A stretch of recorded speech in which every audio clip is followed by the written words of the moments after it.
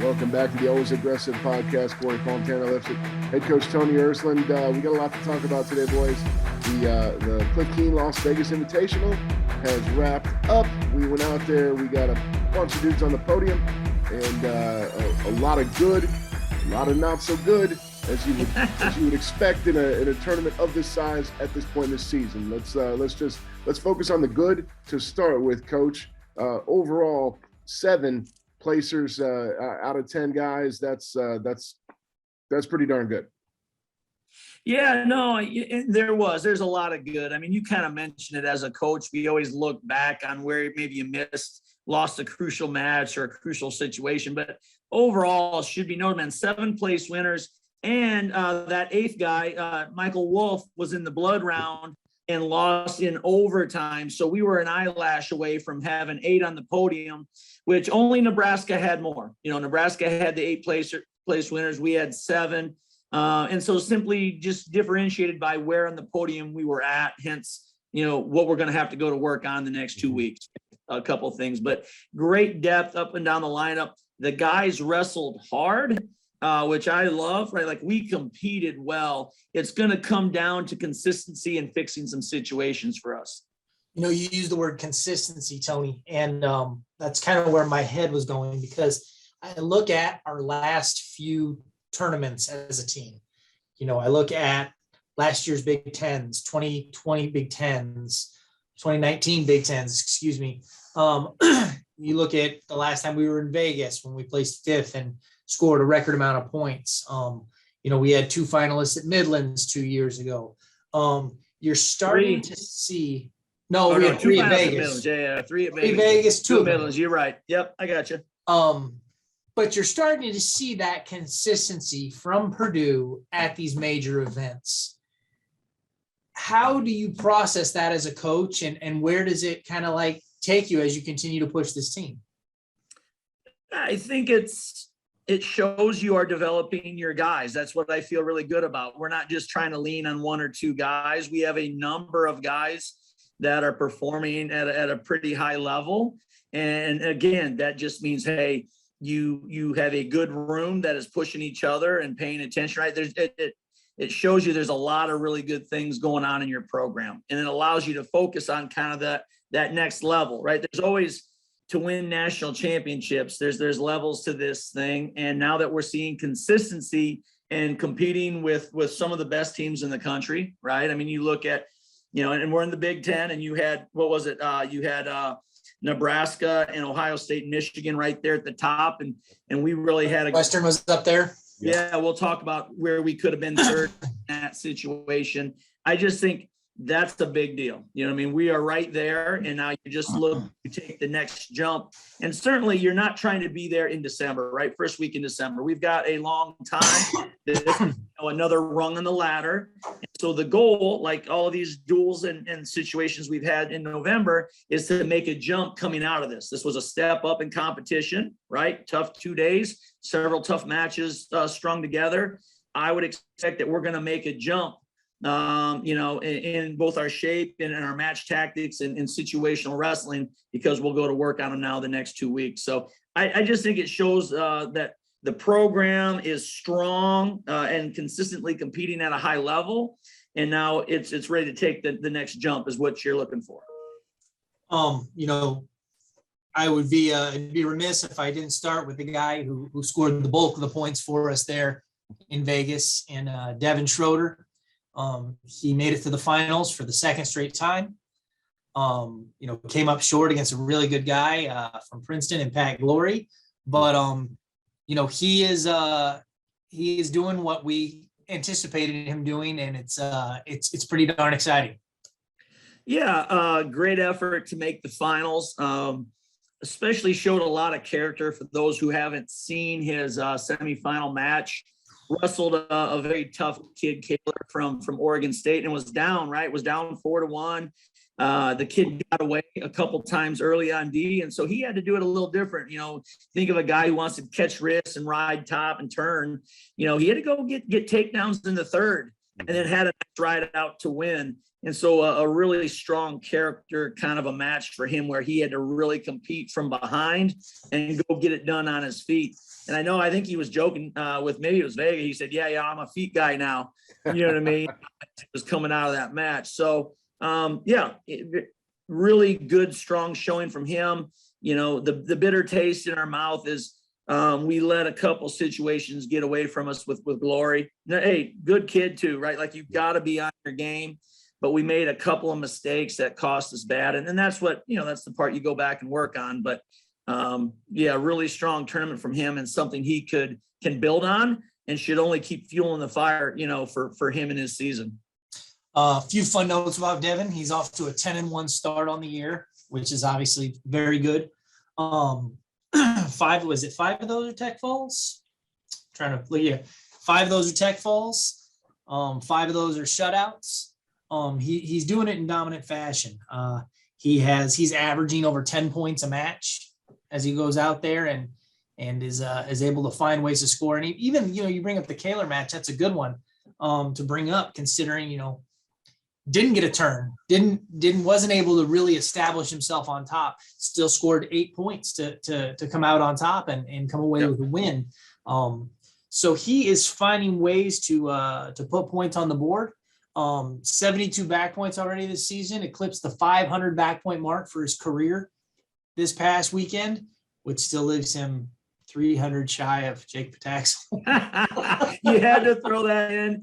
Shout out Pataxel, though. I mean, outstanding. So you got to throw it in. So, but yeah, D is he's getting it done, and he is getting it done in a dominant fashion, and is really looking strong as we near the midpoint of the season. Yeah. And I want to emphasize this, like, this is something that he should take a lot of confidence from, in terms of he got it done in different ways. Right. And that's what you want. You don't always get the match to go the exact way you want, where you get on top early and you catch your wrist and you're turning dudes, right? Like, him having to go get takedowns in the third to win, I thought was awesome. And he should take a lot of confidence from that, knowing, hey, I can win a bunch of different ways in a bunch of different matches if I have to. And then that's a big deal. For sure. Speaking of guys getting it done and getting it done in a variety of ways, Thomas Penola came out with a 3rd place performance at 197 pounds. Suffered an early loss, a little bit of an upset, and put his head down and went to work, and came all the way back for 3rd, knocking off a bunch of really good dudes in the process.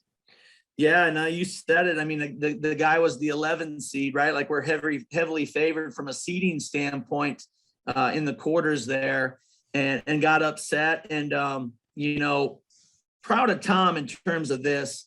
You take an upset loss like that, and it's early in the day. And clearly, Tom's going into the tournament thinking about winning the tournament. Right? That's where he's at. He's undefeated. He's a top 10, 11 or whatever ranked guy in the country, and he takes a loss. And it's hard. Like, when you train like Tom and you take a lot of pride in what he does, man, that cut him deep. You can see it cut him deep into his soul, right? Like, you're on the struggle bus. You don't see something like that coming, but to his character and who he is, man, he picked himself up, and he had to come back, in a short turnaround. It was probably, half an hour to an hour. He was back on the mat wrestling. A quality kid from Stanford, I think it was. Stemmet might have been the next match. And, who was it? The Baptist kid? Lopez. It was Lopez. Yeah. Was it Baptist? Yeah. I'm sorry. Yeah. Stemmet was the next morning. Okay, that was like 500 matches ago, guys. I apologize. But he came back and he got himself going, and you could just see each round by round him getting that momentum back, and he kind of recovered, mentally. And so, that's a hard thing. I don't know if people maybe understand that as much as when you go in and you're putting everything into winning, like these guys do. Like, that's the expectation. The expectation is we're winning this. And then you have something like that happen. You got to get it back quick. And Tom, to his credit, did that. And round by round by round, you saw him kind of, building momentum. And at the end, he's a good strong win for third over Woodley there, who was in the semifinals and nationals last year, All-American, and was like, maybe was Woodley the 1 seed in that bracket? Yep. Woodley was the 1 seed. So we beat the 1 seed for third, still not as high up the ladder as we wanted. And again, we got stuff to work on. But I was proud of him to watch him kind of work back through that. And not kind of let that upset loss, hurt him again and ruin his tournament. Yeah, there's a lot you can say about Tom right now. Team best 13-1. 8 of those 14 matches have come against ranked opponents. And a lot of them were there at the tournament. Like you said, he wrestled Nick Stemmett from Stanford, Jacob Cardenas from Cornell, Louis Duprez from Binghamton. Like we talked about with Devin, Devin had to dig out of that early hole against Kaler.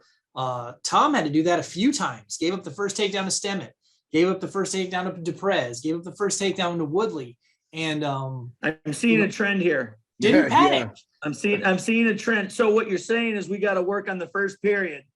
I'm going to let you do the coaching and talk about what we're going to work on. That's not in my wheelhouse. I'm gonna stick to what I do.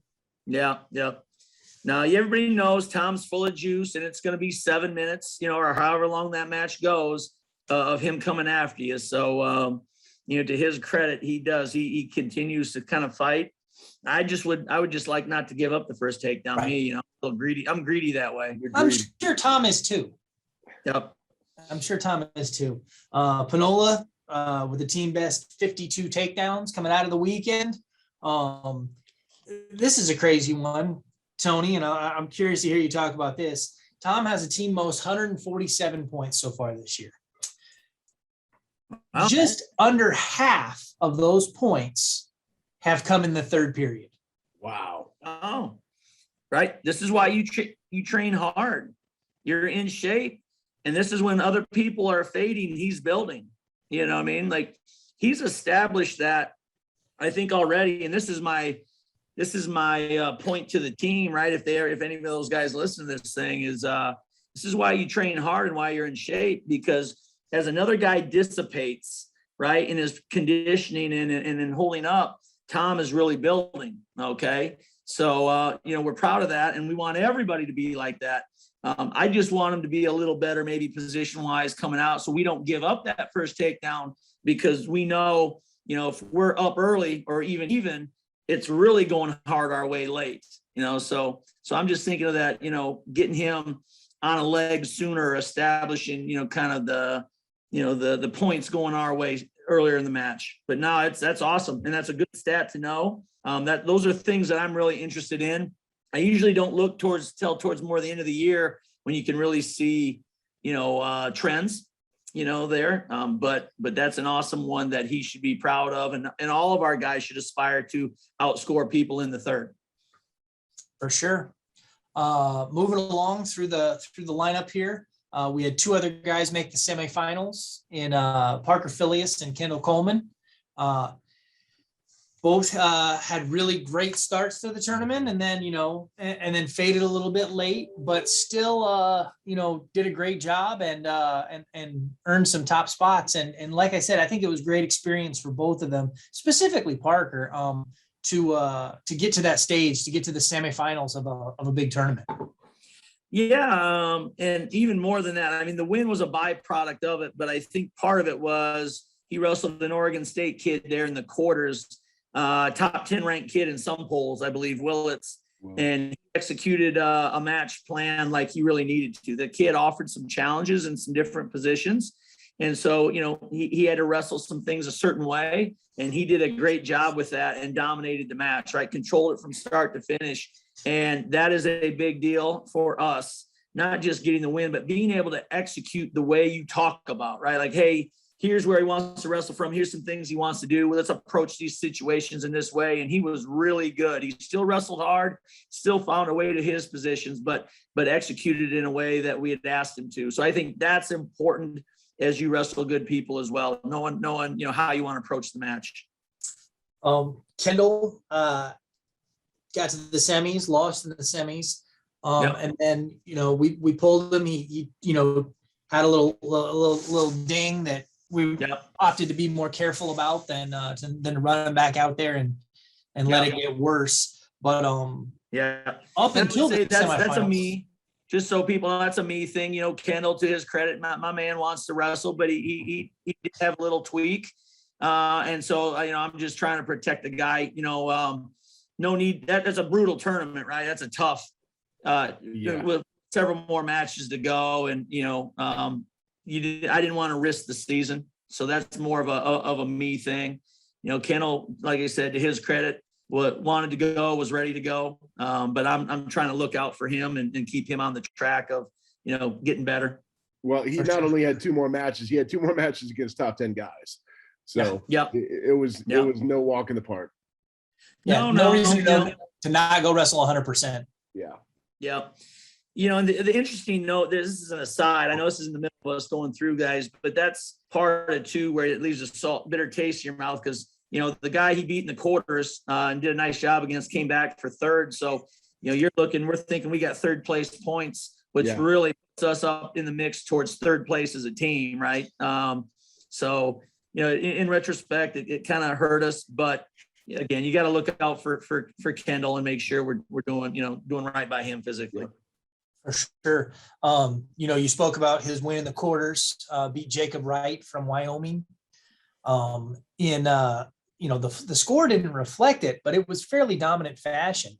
Went out, got takedowns early, and then held 3 right. I think 3 takedowns. Looked sharp, controlled the match too. As you said, it wasn't like the spread of points wasn't huge, like major decision territory. But again, he really controlled the match against a quality guy, right? Clearly the guy comes back through to get 3rd. So, quality kid, but Kendall was looking very sharp, up until the semifinal there. I heard you talk about this a little bit on the trip, and so maybe elaborate a little bit on this. But and you talked a little bit about this with Parker. Kendall's been trying some new things, wrestling from some new positions, and he seems to be really taking to it and showing some success from it. Yeah, you want to continue to develop your toolbox. You don't want to be the same guy or just a one-dimensional guy. And so we've been working on some things that I hope, especially, when you get down to the end of the year, you're comfortable with it. You can execute in a lot of different situations against anybody. It doesn't matter who your opponent is. So I'm happy to see Kendall working on this. He's not getting away from it when matches get tight for different people. He continues to show that he has a handle of what we're trying to do. Also loved seeing Kenny go out and get the fall in one of his early matches. Hit a nasty cradle and rolled backwards through to stick the guy. I think it was his first fall in a couple of years. And, I think he was excited about it. He got that little side smile that he pulls out when he's his coy look to him when he's excited about something. So it was pretty cool to see him put some bonus points on the board. Yeah, no doubt. Other place winners. Let's see. I've gone through Devin, Tom, Parker, Kendall, Garrett Ninehouse, Max Lyon, Matt Ramos. There you go. I was waiting for you to get to Ramos. There we go. Those guys all came through, finished, wrestled to the 7th, 8th place match. Max finished 7th. Matt and Garrett both finished 8th. But again, you talk about these big tournaments and, everything is trying to mimic Big Tens and nationals. And so those guys getting in a situation where they could get to the blood round and needed to get a win to get those team points. I got to think that that's nothing but great experience. Yeah, you learn from being in the battles, and those guys were in the battles all weekend long. They had to make weight back-to-back days. That's part of it, right? And so that was all good experience. And again, they competed hard, which I loved. It takes that part out of the equation. Now it's situations. I'll highlight Matt Ramos. Mm-hmm. He's up 1 with short time left. And we let a guy on our leg and gave up a late takedown, to lose, right? And that was in his place match. And so handling, 20 seconds left and how you need to execute, both from offensive or defensive, standpoints is big. And so we'll go back and we're going to work on how we handle that situation better. The more times you're in that, the better you're going to handle it, right? Just like anybody with practice. So it's good. It's all good. It stings your rear end when you drop a match because of that, and it stings, but we'll learn from it and it will serve us well. Absolutely. Anything else about Vegas, Corey? Just another quick question about Ramos. It always draws my attention when somebody loses to the same guy twice in a tournament. He lost to the kid from Navy in the first round, then battled back and had to see him again on the backside. You wonder, man, sometimes it's just a tough matchup. Sometimes you run into a guy who he's a tough matchup for you. That kid ended up getting fifth from an unseeded spot, and Ramos performed well beyond seeing that kid from Navy. So does that play into your evaluation at all, or not? I know you're more of a process than a results guy. Well, and I've talked about this maybe before, but it goes to just your kind of a scheduling standpoint. Right? We've already talked about it's a good tournament, 2 days. It mimics a lot of things at the end of the year too that are good. But you also see these people that we may not see again until nationals, right? So now you have you got film on a guy, you felt him, right? You felt him a time or two. And so when you go into that match at the end of the year, maybe at NCAAs, you have a better approach, right? And that's a good thing. And that's why you go to these tournaments, you're going to see good quality competition, which is going to prepare you for the end of the year. And at least that's how we look at it is, it's about, getting your guys ready in the best way possible and pushing them, getting them pushed so they'll grow and develop. We don't tend to grow if we're not pushed, right? I think that's always part of the process. And so again, Matt's going to come back and he's going to work on what he's got to do, and it's going to make him better. I also love the way the schedule sets up so that, like you said, you've got all these things to work on. You got 3 weeks to work on them. And then you get to see, okay, boys, go do it again. Let's see how you compete at another big tournament. What'd you learn? And how'd you grow? And what else can we work on? It's a really good, I love that these big invitationals are back, man. There's nothing like it. Yeah, great event, man. Great. They're great events for sure. A lot of fun. And there were a lot of people talking that way about it. I was over with a lot of the guys from Intermat and Flow and some of the different people in the media and whatnot, and even some of the other coaches from other schools. They're just like, man, it's good to be back. Yeah, it's good to have a good tournament with great teams and lots of depth and all these exciting matchups that are coming because a year ago we didn't get any of this. It's been a long time since we got to see these kind of fireworks. I will say this, so I laughed hysterically because I forget, we had a guy who had a match. It might have been Michael Wolf was wrestling one of the middle rounds, late in the day on the first day. And it was a wild call, right? I mean, people have watched Michael now a few matches. He's going to put you in some awkward situations.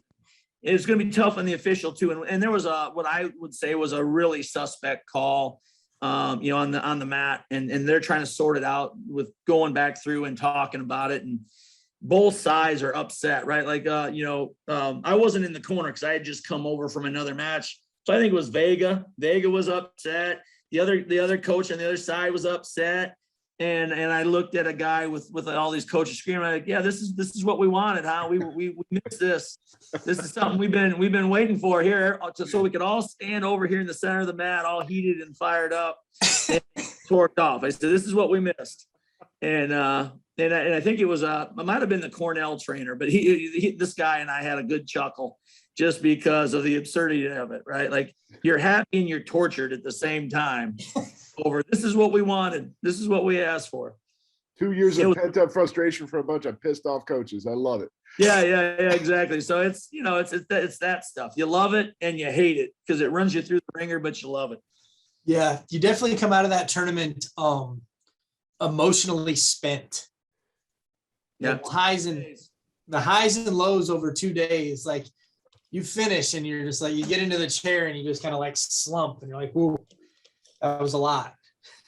I know that was a lot because we had 8 guys wrestling really deep into the tournament, and that's great. Yeah, absolutely. I know I'm not in any way, shape, or form comparing what we do to what y'all do. You're a lot more dialed in, a lot more focused. But at every big tournament I've ever been at, like hour 9 on day 1, you get that 1,000-yard stare. For a moment, you have to snap yourself out of it. But Yep. as worn out as you are, 36 hours after it's over, you can't wait for the next one. Yeah. Well, when you work hard and you're invested like that, Corey, right? Like you're invested in what you guys do and want to do a good job. Same way with us and the kids, you're all in, and that is that emotional investment takes a toll, as it should, because you care. For sure. Speaking of what's next, guys are all getting ready for finals. Yep. They're gearing up. So hopefully, real strong academic finish to the semester. And then we got one more competition before we head into the holiday. And this one is a pretty special one for you, Ers. We are going to head west to tropical Humboldt, Iowa, the hometown of not just Purdue head coach Tony Ersland, but also Iowa State head coach Kevin Dresser. And we are going to duel the Cyclones in Humboldt High School's gymnasium. Should be a pretty incredible event. Should be great. Yeah. We're going to wrap up finals literally, Saturday they finish, and we're jumping on a bus and heading to Humboldt. And then Sunday afternoon, we're going to wrestle the Cyclones. Ranking wise, right, they just came out yesterday, I think, the NWCA dual poll, and we're 15 and Iowa State's 13. So another ranked matchup. So you got the connections with Humboldt and Iowa, right, where people love their wrestling, and it's going to be a packed gym. So going to be a great way to wrap up this first semester for us. And then we'll kick the kids off, to Christmas vacation. They can get home and see their families and loved ones and just kind of decompress a bit before we come back. So really looking forward to this for a lot of reasons. But yeah, I mean, it's going to be good at the core of it. At the end, it's 2 good teams with a lot of quality individuals, and we're going to get a lot of high level wrestling. You say it's going to be a packed gym, and I don't think people necessarily have a full grasp on what that means. Mm-hmm. Tickets for this event were in such high demand that they had to do a lottery system to see who could get them and who could get in. Yeah. So, what did you say? The gym seats like maybe 1,300? Maybe 15 now I think they're doing chairs down to mat side. It's going to be on a stage and the chairs come down to the mat side as well. So yeah, it'll be standing room only. They may have overflow, out in the auditorium or something. So it's going to be interesting. Should be pretty awesome. There's a lot of good matchups on paper. Yeah. For that duel. Should be a lot of ranked versus ranked. As we get up and down the lineup, but definitely something. I'm not looking forward to the 8-hour bus ride. No, but I am very much looking forward to the duel. Yeah, it'll be great. Looking forward to it myself. Obviously, I'll have a lot of friends and family in the crowd, and then there's always the sentimental value. How many guys get to go back? I've been out of school. It'll be 30 years this summer. It'll be my 30-year class reunion next summer. I would have thought it was. I would have thought it would have been more. I know, but how many people get to go back and compete in their gym, that many years later? So it's awesome. It's just going to be a good time. I'm looking forward to it, and then to go into Christmas break, is going to just kind of add to it. Do you think that the local fans understand that you and Dresser are not going to wrestle? Or do you think people are expecting that matchup? Well, because I'm staring down 30 years and he's staring down more. I was hoping that would just be understood. I thought that was match 11. I thought that was the extra match. That was the fine print in the contract I didn't read. Yeah, right. I got you. Here we go. A few fun facts. Hey, we've talked about extra countable matches this year, so I guess it's extra countable match. Extra countable match. I like it. I love it. After that, Iowa State duel, it might be a boxing match. I don't. So No holds barred. I have not caught up to Kevin yet to ask him about that, but I'm sure that was a heck of a scenario at the duel this weekend. So I laugh. You'll get the full story here in a couple weeks. Yes, I will. Yes, we will. Fun notes about Humboldt, Iowa. It's wild that there's two, high level D1 wrestling coaches from the same town, considering the town, the population of that town hasn't cracked 5,000 in the census ever. Currently 4,700 people from Humboldt, including according to their Wikipedia page. Maybe I'm going deep on this one. Notable people. You're gonna love this list. It's Jack Clancy, the former football player for the Dolphins. They got Frank Gotch, world heavyweight champion in wrestling back in a century ago. They've got Harry Reisner, news correspondent for CBS and ABC. Dick Schultz, the exec director of U.S. Olympic Committee and a former college sports coach. Kevin Dresser's on here. Yep. Tony Ersland's not. I know. Damn it. Who what can do I we got talk to to do? about What do I got to do? We got to get on there and change that Wikipedia page. I was just say, can't we edit Wikipedia? Isn't Yes. that like the thing? You can actually get on there and change it if we wanted to. Put it on Tanner's to-do list. How do we get into Wikipedia on the back end here? We got to do it. Well, yeah. Do you have a chip on your shoulder about it? Or There you go. No, Bulletin board material from Wikipedia. It's all good. When you're pumping the team up for the duel and say, damn it, I'm not even on the Wikipedia page. So much That'd be an disrespect. motivational talk, wouldn't it? I'd have a lot of guys looking back at me like, what are you talking about? They'd really think I went off the deep end. Yep. They already think that, Ers. We all know that. Yep. Well, I didn't lose my shirt in Vegas. I was wondering. We weren't going to talk about it if you did. Didn't lose my shirt in Vegas. That was a good thing. Had a good time with Leroy and Sue Floan. The three of us buzzed around the tables a little bit here and there. It was a good time watching watching each other play. It was funny. I was playing on a craps machine, and Leroy just came up and just like stuck money into the machine and said, I want to bet, and had no idea what was going on. He's just like, I want to bet. And he threw a bunch of money out there he's like, doesn't understand the game. He's always like, put it all on the 9. And I was like, okay. Bold move, Cotton. Bold move. It worked out for him though. We hit like 4 or 5 of them, like in a short amount of time. So it was pretty funny because he had no idea what was going on. But every time 9 came up, everybody got really excited. So it was pretty funny. See, and I didn't even make it to the tables. I had to live vicariously, Corey, through these guys' stories. Wow. And I didn't see any of it. You're so dialed in. Head coach's problems or something. Yeah. Yeah. So, but yeah, it was overall a good trip. I got my In-N-Out burger. I was happy about that. Animal style. We went back to the Peppermill, Ersland. That's becoming a tradition. Good. Peppermill's, always great. Treats us well. A lot of food. We got to do that usually the first night or two and get it out of the way before the tournament starts. A lot of food. Never disappoints. Awesome.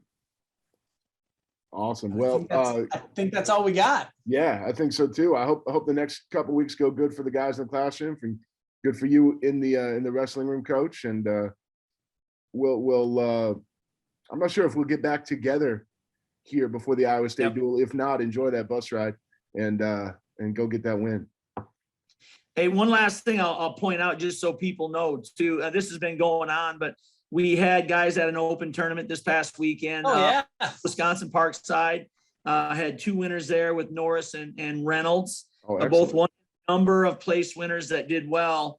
So kudos to them. I just want to throw that out. We got other guys doing a good job, other places, and they're the next wave, right? They're the future.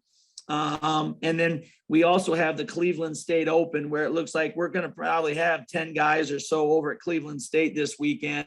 While I'm at Ironman recruiting. So I'm going to be off recruiting at Ironman. And then we'll have our coaches. I think most notably Sue Flown is going to be working that trip. So keep an eye out for our kids. Like I said, it was a Jim Cook. I think it's Cook, Koch, open at Parkside. Yep. Koch, I'm not sure. But that if you want to find results there, and then this weekend will be Cleveland State. So just giving a nod. We talk a lot about these other guys at these tournaments, but we've got kids competing at opens and doing a good job. So you can follow them as well.